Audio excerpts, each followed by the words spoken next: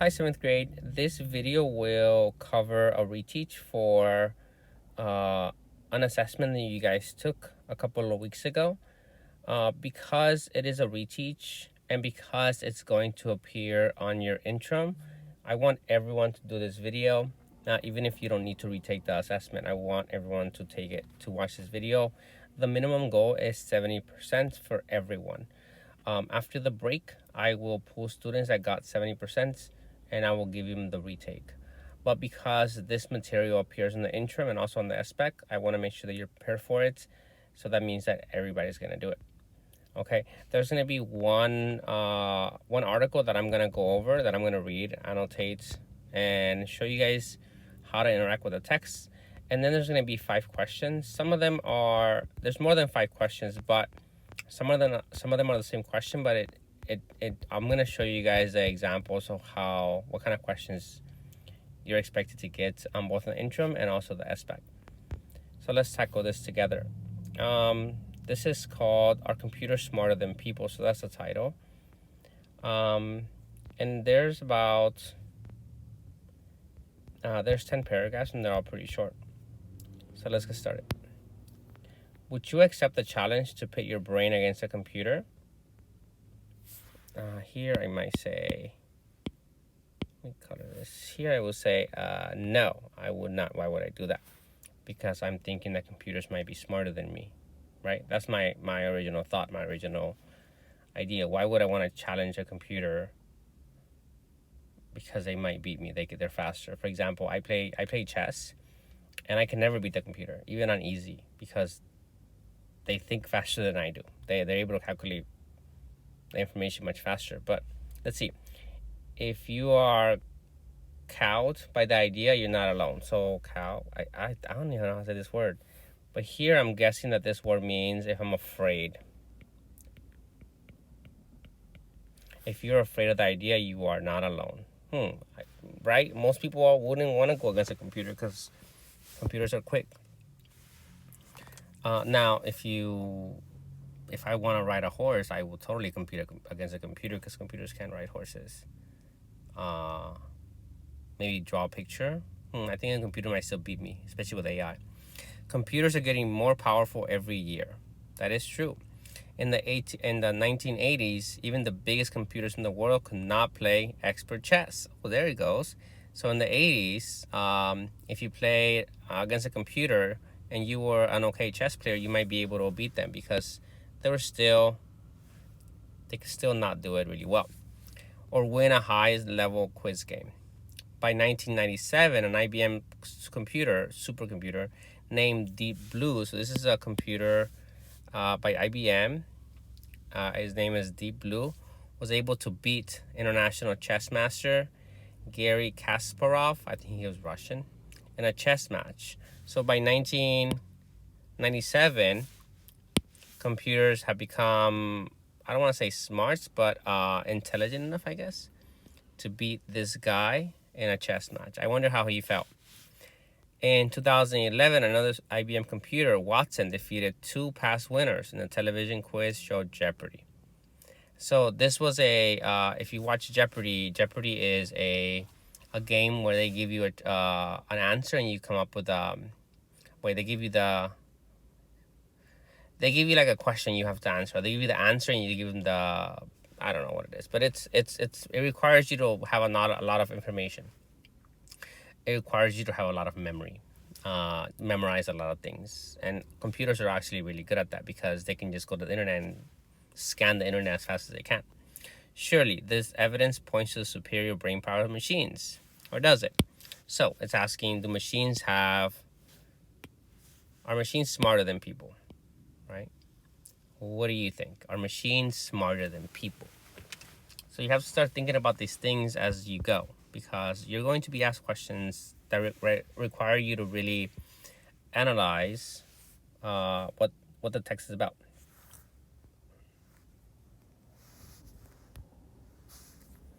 I don't want you there. There is no question that computers can calculate much faster than humans. So calculate means they can add, subtract. They can calculate. Calculate simply means add, subtract. They can find information much faster than people, right? They can work through millions of calculations in a second. People can't. If you ask me to multiply a million different digits a second, I can't do it. I could barely do a couple. They can store. Store means put away, retrieve, get back, and process vast amounts of information. They can collect a lot of information. They are focused and accurate. So they're good. Watson won at Jeopardy by mining a database of more than 200 million pages in less than 3 seconds. So Watson, this computer that played Jeopardy, was able to, when I say mine, that means Watson was able to extract information from 200 million pages in less than 3 seconds. That's faster than any person. People can't do that. Deep Blue was able to analyze billions of possible chess moves during a single 3-minute run. So most people can't. I could barely do one. I could barely do one at a time. Like, this computer was able to predict what the next moves will be really quickly. But the computer's achievements, while remarkable, were accomplished by each computer carrying out one clearly defined task. So they're doing one task, looking for information, adding or subtracting. Even a gigantic database contains only the information someone has put there, which is people. People have put that information there. Without people, computers can't function. Chess allows only a limited number of moves, although they can be put together in a huge number of ways. Computers can beat people in specific contests.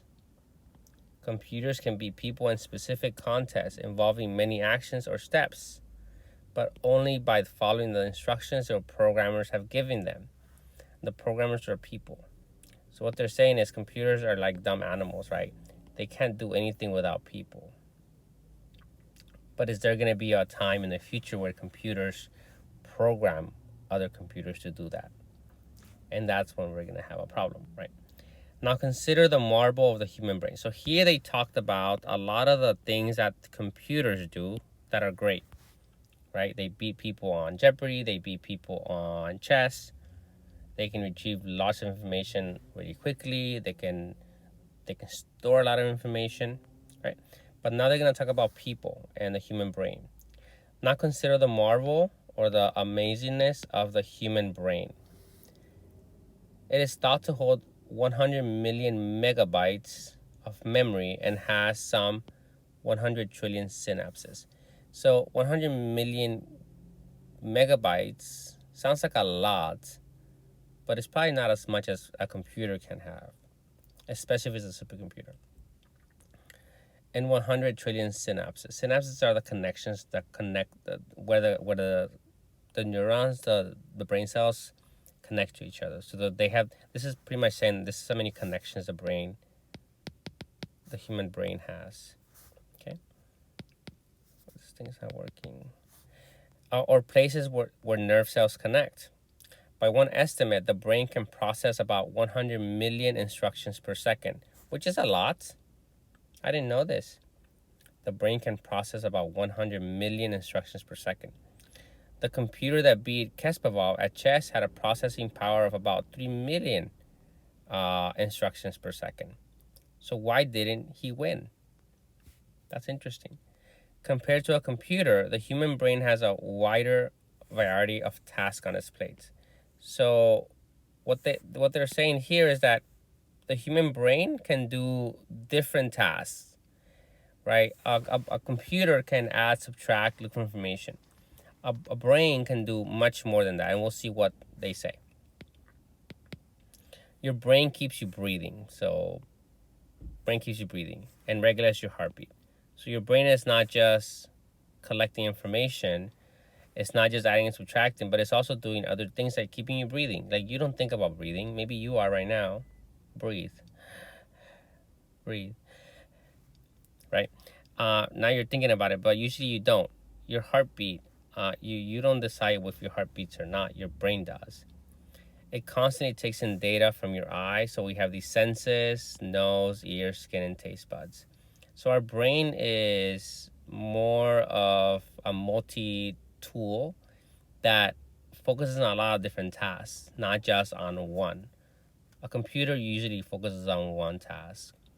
right? Predicting what the next step is on chess, extracting information from the internet, okay? A computer that took in so much data would run out of memory. So if a computer kept bringing all this data in, like the data that you have with your ears, your eyes, your nose, your tongue, your heartbeat, your blood pressure, your emotions, the computer will run out of memory. Although Kasparov was surely paying close attention to the chess game, only a fraction of his brain processing power. God, whose man is that with that car? Ridiculous. Making the alarm go off and everything.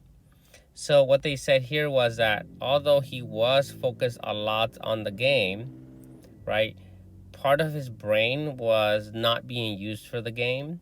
It was being used to do other things that his body needs, right? So only part of his brain was being used for the game. Everything else was focused on something else. Even with all these distractions, brains routinely do things that are very hard for a computer. So us humans can do things that computers can't do. Yes, there's things that computers can do, like beat us at chess. They can probably find information faster, but there's things that we can do that computers cannot, at least not at the moment.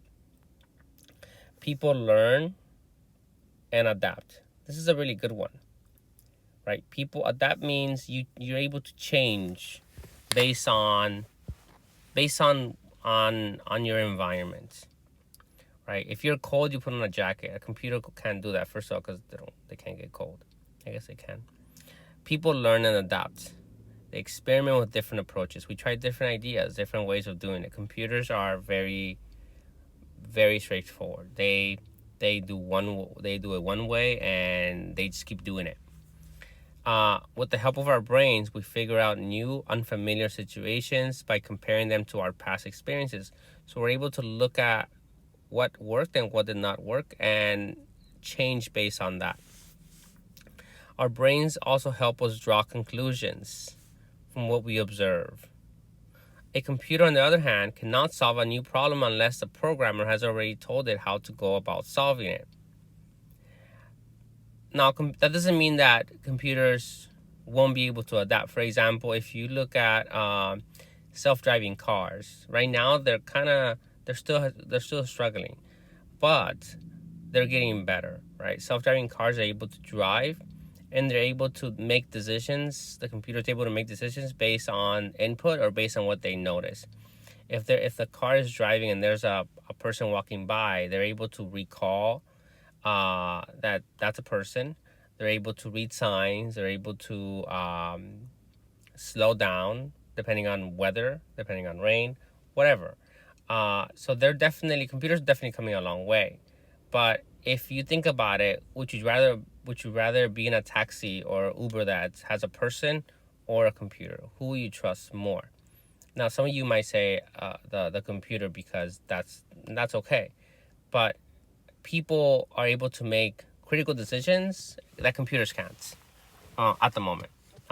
We use common sense. We use our background information, right? We are able to draw conclusions based on our experiences. Humans are also much better than computers at recognizing patterns. Let's see what they mean. Even a young child can tell a cat from a dog, but computers are very poor at this task.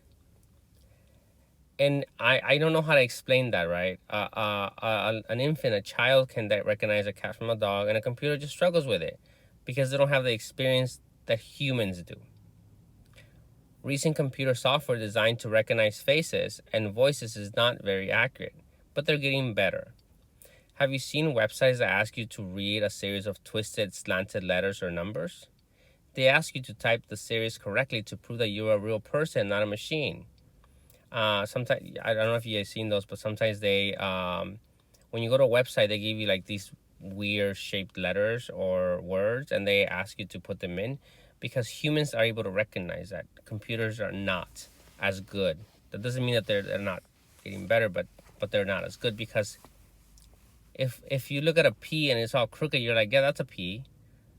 But a computer might not be able to recognize that's a P because of the way it's been programmed.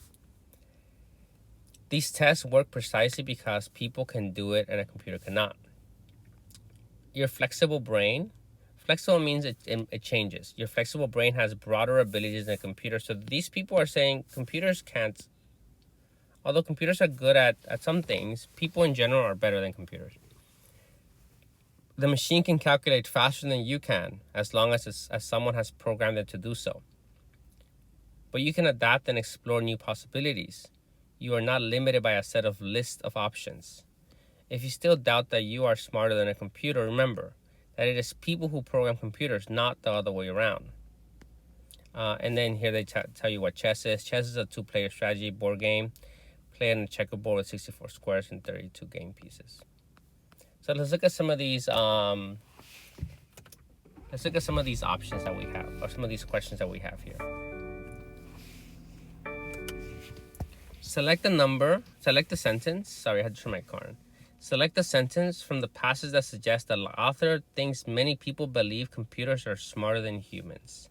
So here it says select the sentence, so only one. So I'll type the prompt. You're gonna pick one. Select the sentence from the passage that suggests, so this is the claim. The author thinks that many people believe computers are smarter than humans. Would you accept the challenge to pit your brain against a computer? That's not a correct answer. That's just a question. That doesn't actually prove anything. The correct answer is B. If you are cowed, remember we said this means scared, by the idea you're not alone. So this means that you're afraid of a computer, and so are many more people. Many people believe computers are smarter than humans. So the answer for that one is B for that particular reason. Let's look at C. Computers are getting more powerful every year. You can pick that choice, but it's wrong because it doesn't actually show that people are afraid of them. Let's look at the next one. In the 1980s, even the biggest computers in the world could not play expert chess or win at high-level quiz game. This is incorrect, simply because it's not relevant. So the only two options that you have are computers are getting more powerful every year. But again, that option doesn't actually show that people are afraid of it. Let's look at the next one. Next one's a little harder because there's two options. And this is something you have to remember. When they ask you for two options, you have to pick both options. Select two sentences from the text that best supports the idea that computers can calculate much faster than people. So this is a claim. Again, when you take these tests, you have to consider which of these is a claim. Computers can calculate much faster than people. Calculate means they can count. So which of these show that computers can count faster than people? Let's see. By one estimate, the brain can process about 100 million instructions per second. Why do you think this answer is incorrect?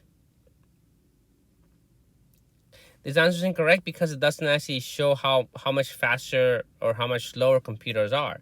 The claim is that computers can calculate faster than people. This doesn't talk about people. Let's look at the next one. Watson won a Jeopardy by mining a database of 200 million pages in less than 3 minutes. Does this show that is this faster than people? Yes, it does. It is. This is much faster than people, so that's one of the correct answers. Let's look at the next one. In 2011, another IBM computer, Watson, defeated two past winners in the television quiz show Jeopardy. Think about why this is the wrong answer. Why is this not a correct answer? This is not a correct answer because it doesn't actually talk about how fast they are. It just says that they beat them. It doesn't actually say that computers are faster than people. You can infer that this is the correct answer, but in this case you can't, because the question is asking that they are faster than people, and this one just says that they beat them. So this is an incorrect answer. Let's look at the next one. But by 1997, an IBM computer named Deep Blue was able to beat international chess champion Garry Kasparov in chess match. Again, that one's similar to C. It just says that it beat him. It doesn't actually say how much faster it is. Maybe it was a little faster and that's why it beat him. Same thing here. Maybe it was a little faster and that's why it beat him. The next option is, so that's incorrect. Computers can work through millions of calculations in a second. And that is the next correct answer. And I want you to know why. So it's B and E. This is much faster than people. That's why that's the correct answer. That's much faster than people. So I hope you guys are understanding the questions. Some of these are gonna be, you're gonna say, yeah, that looks like a correct answer, like C and D. I can infer that. But if you look at the other options actually are much better options. Let's look at question 3. There's only gonna be 5 questions that we're gonna go over. I might show you guys the other ones to show you what is it that they were looking at. Question 3. Which sentence from the text best supports the idea that people are more creative than computers? So here's the claim. People are more creative than computers. Which of these sentences shows that people are more creative than computers? So here you have to find something that shows people being more creative than computers. Chess allows only a limited number of moves, although they can be put together in countless ways. That doesn't show that people are more creative than computers. It just talks about chess. By one estimate, the brain can process about 100 million instructions per second. Does this show that people are more creative than computers? It does not. A computer, on the other hand, cannot solve a new problem unless a programmer has already told it how to go about solving it. And let's look at D. They ask you to type the series of correctly to prove that you are a real person and not a machine. So this was a tricky question. And the answer is going to be C. Because D doesn't actually talk about being creative at all. A computer, on the other hand, cannot, and this is what they're almost telling you they're not creative because they cannot solve new problems unless a programmer has already told it. They can't create. The idea of creativity, or it's in the word create. They can't create. They are literally dumb machines that need someone creative to tell them what to do. So that's why C is correct and D is incorrect. Question 4. Select the sentence that best supports the inference that humans of all different intelligence levels can accomplish things computers cannot. So which of these sentences shows that people of all different intelligence, from a baby to a teenager to an adult, can accomplish things that computers cannot? So this is the inference, right? This is the inference.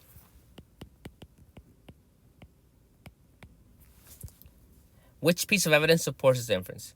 They ask you to type the series of correctly to prove that you're a real person, not a machine. Does that have to do with anything with human intelligence? A little bit. Does it talk about different intelligence? No.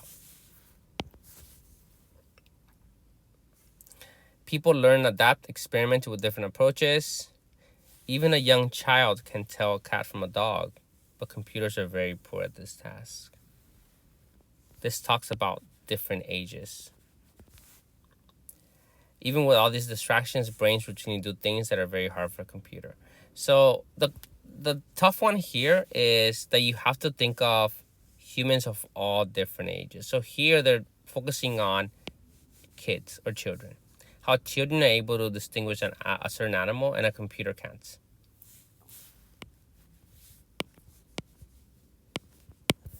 Let's look at the last one.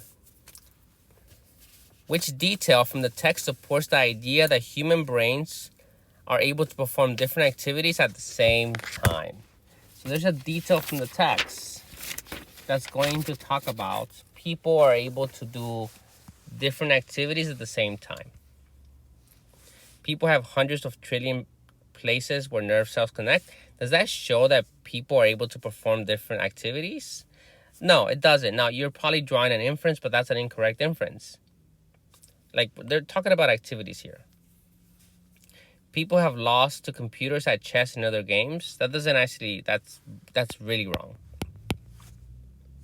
People must constantly process information from their senses. Or people learn from experiences more skillfully than a computer. The correct answer here is C, and I'll tell you why in a second. People are able to perform different activities. Here, these activities have to do with hearing, listening. They might be eating something, tasting. They might be having stimuli from the air, so the feeling, smelling. So people are able to do all these. People are able to process all these different stimuli or all these different experiences at the same time, and a computer can't do that. A computer does not have senses. Computer is a machine that just processes a lot of information. Okay. Now, in the assessment, you might have questions that look like this. This one's similar to question. Let me see which one it was.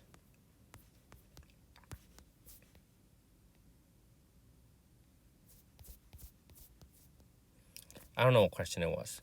But sometimes it says select the senses that best supports the inference that humans are all different levels, intelligence levels, can accomplish things a computer can't. So here you will have to pick one of these senses. And this is a much harder skill because you're given so many different options. You're given so many options. In this case is the one with the child.